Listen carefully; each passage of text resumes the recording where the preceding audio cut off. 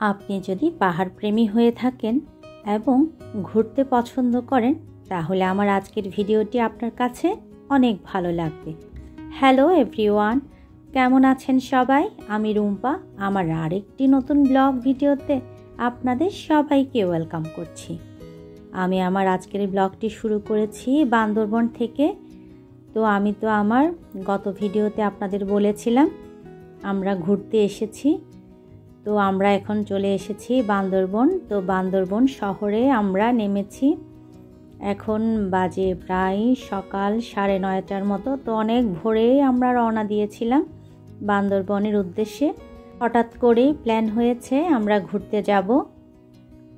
আমার বর আগের দিন বলল চলো আমরা বান্দরবন ঘুরতে যাব। আমিও আর নিষেধ না করে রেডি হয়ে চলে আসলাম বান্দরবনে। বান্দরবনে আমি আগেও এসেছি, কিন্তু কিছু কিছু জায়গা আমার দেখা হয়নি একদমই। ওগুলো যতটুকু পারবো ঘুরবো, আর আপনাদের সাথেও কিছু কিছু ভিডিও আমি শেয়ার করব। এই মুহূর্তে যেসব আপু ভাইয়ারা আমার ভিডিওটি দেখা শুরু করেছেন, আশা করছি একটি লাইক দিয়ে আমার সম্পূর্ণ ভিডিওটা কন্টিনিউ করবেন। আর আজ যারা নতুন আমার চ্যানেলটি ভিজিট করছেন, আমার ভিডিওটি যদি আপনাদের ভালো লাগে তাহলে আমার চ্যানেলটি সাবস্ক্রাইব করে আমার পাশে থাকতে পারেন। আর ভিডিওর কোনো অংশ যদি আপনাদের ভালো লেগে যায় তাহলে অবশ্যই আমাকে কমেন্টসের মাধ্যমে জানাতে পারেন। আমরা এখন বান্দরবন শহর থেকে সিএনজি রিজার্ভ করে নিয়েছি সারাদিনের জন্য। আমরা এখন যতটুকু পারি সারাদিন একটু সময় নিয়ে বান্দরবনের সবচেয়ে সুন্দর জায়গাগুলো এক এক করে দেখার চেষ্টা করব। আমার সম্পূর্ণ ভিডিওতে পুরো বান্দরবনের দৃশ্য শেয়ার করা সম্ভব না, যতটুকু পারবো আজকে শেয়ার করব। বাকিটুকু আমার নেক্সট ভিডিওতে আপনাদের সাথে অবশ্যই শেয়ার করব। আমরা এখন রওনা দিয়েছি টাইটানিক ভিউ পয়েন্টের দিকে। শুনেছি খুব সুন্দর টাইটানিক ভিউ পয়েন্টটা। আমরা আগে প্রথমে ওখানে যাচ্ছি। বাস থেকে নেমে প্রথমে আমরা একটু হালকা নাস্তা করে নিয়েছি। হালকা নাস্তা করার পর সিএনজিটা রিজার্ভ করেছি। সিএনজি ভাড়া এখানে কিন্তু অনেক বেশি চায়, আপনাকে অনেক দরদাম করে তারপর সিএনজিটা কিন্তু ভাড়া করতে হবে। বান্দরবনে যখন আমরা সিএনজি করে যাচ্ছিলাম, প্রকৃতির দৃশ্যটা আমার কাছে খুব বেশি ভালো লাগছিল, আর কেমন জানি একটু কুয়াশা কুয়াশা মনে হচ্ছিল। আমরা চলে এসেছি টাইটানিক ভিউ পয়েন্টে। প্রথমে এসে সম্পূর্ণ জায়গাটা আমি খুব ভালোভাবে দেখলাম, আর খুবই অসাধারণ দৃশ্য, খুবই অসাধারণ দৃশ্য, আসলে বলে বোঝানো যাবে না। যারা পাহাড় প্রেমী এবং ঘুরতে পছন্দ করেন তাদের জন্য বান্দরবন তো একটি অসাধারণ জায়গা।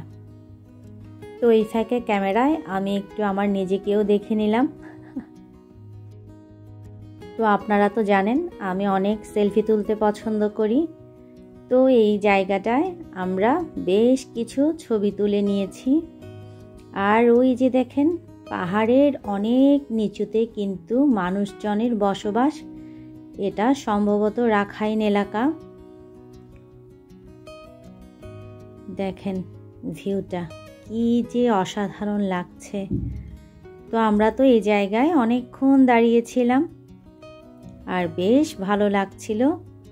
প্রকৃতি, পাহাড়, সবুজ, ছোট ছোট পাহাড়, আর ওই যে দূরে নিচে ঘরগুলোকে একদম ছোট ছোট মনে হচ্ছিল।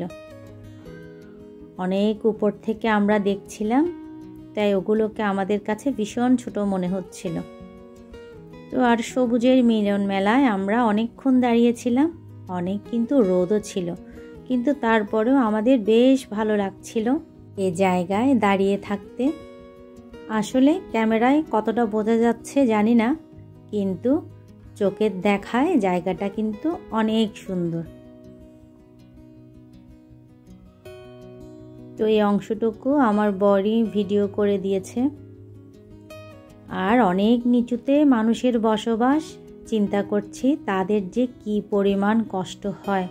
বিভিন্ন বাজার হাট করার জন্য তাদের কিন্তু অনেক উপরে উঠতে হয়, আর তাদের দৈনন্দিন জীবনে তারা কিন্তু এসব কাজের সাথে কিন্তু অভ্যস্ত। আর পাহাড়ের উপরে উঠতে আবার তাদের দিন শেষে আবার নিচে যেতে হয়। তো আমার তো চিন্তা করতেই কিন্তু অনেক ভয় লাগে। আমরা তো লিফট ছাড়াই 10-11 তলায় উঠতে অনেক কষ্ট হয়। এই পাহাড়ের উপর তো আমার তো মনে হয় তার চেয়ে আরও অনেক বেশি উঁচু হবে। তো ওখানকার প্রাকৃতিক দৃশ্যটা আমরা বসে কিছুক্ষণ উপভোগ করলাম। আর এখন তেমন ট্যুরিস্টের আনাগোনাও এখানে কম। আবার মনে হয় ঈদের আগে আগে শুরু হবে, কিন্তু রোজার একদিন আগেও নাকি অনেক ট্যুরিস্ট ছিল এখানে। তো যিনি সিএনজি চালাচ্ছিলেন ওনার কাছ থেকে আমি এইসব তথ্য জানতে পেরেছি। ঈদের একদিন আগেও নাকি এখানে ছবি তোলার জন্য একদম লাইন ধরতে হতো। তো যাই হোক, প্রাকৃতিক দৃশ্যটা আমি আবার একটু আপনাদের সাথে শেয়ার করলাম, আর দেখতে ভীষণ ভালো লাগছিল। তো আমি তো একা সেলফি তুলেছি, তো এবার আমার বর এবং আমার ছেলের সাথেও কিছু সেলফি তুলে নিলাম। তো ওগুলো তুলে টাইটানিক ভিউর সুন্দর দৃশ্য মনে ধারণ করে আমরা এখান থেকে চলে যাব ডাবল হ্যান্ড ভিউ পয়েন্টের দিকে। তো শুনেছি ওই পয়েন্টটাও নাকি অনেক সুন্দর। তো আমি আগে কখনো ডাবল হ্যান্ড ভিউ পয়েন্টে যাইনি, তো আজকেই প্রথম যাব। তো আমার সাথে আপনাদেরকেও নিয়ে যাব। আর এই টাইটানিক ভিউ পয়েন্টে বেশ ফ্রেশ কলা এবং পেঁপে আরও কয়েকটা ফল ছিল, যে নামগুলো আমার এখন মনে পড়ছে না। তো আমরা ফ্রেশ ওখান থেকে পেঁপে খেয়েছি, একদম বলতে পারেন মেডিসিন ছাড়াই। তো ওটা খেয়ে বেশ ভালো লাগলো আমাদের। তারপর আমরা ডাবল হ্যান্ড ভিউ পয়েন্টের দিকে রওনা হচ্ছি।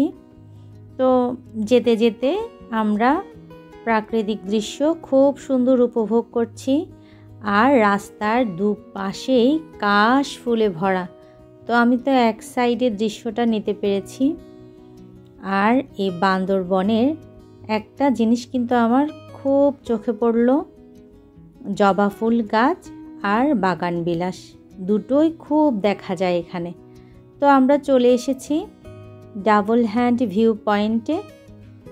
তো এটা প্রবেশ পথ। তো আমার আগে আমার বর এবং আমার ছেলে গিয়েই সেলফি তুলতে আর ভিডিও করা শুরু করে দিয়েছে। তো আমিও তাদের সাথে যোগ দিলাম। আর এই যে বাম পাশে একটা হ্যান্ড, ডান পাশে একটা হ্যান্ড, এজন্যেই এটাকে বলা হয় ডাবল হ্যান্ড ভিউ পয়েন্ট। তো এখান থেকে নাকি পুরো বান্দরবনটাই দেখা যায়। তো আমিও এখন একটা হ্যান্ডের মাথার দিকে দাঁড়িয়ে তো বান্দরবন শহরের সৌন্দর্যটা উপভোগ করলাম, আর ভীষণ ভালো লাগছিল। আর এত রোদের মধ্যেও খুব বাতাস ছিল এখানে। আপনি যে এত কষ্ট করে জার্নি করে এসেছেন, তো এই হ্যান্ডের মাথায় দাঁড়ালে আসলে ভীষণ ভালো লাগে, খুব বাতাস।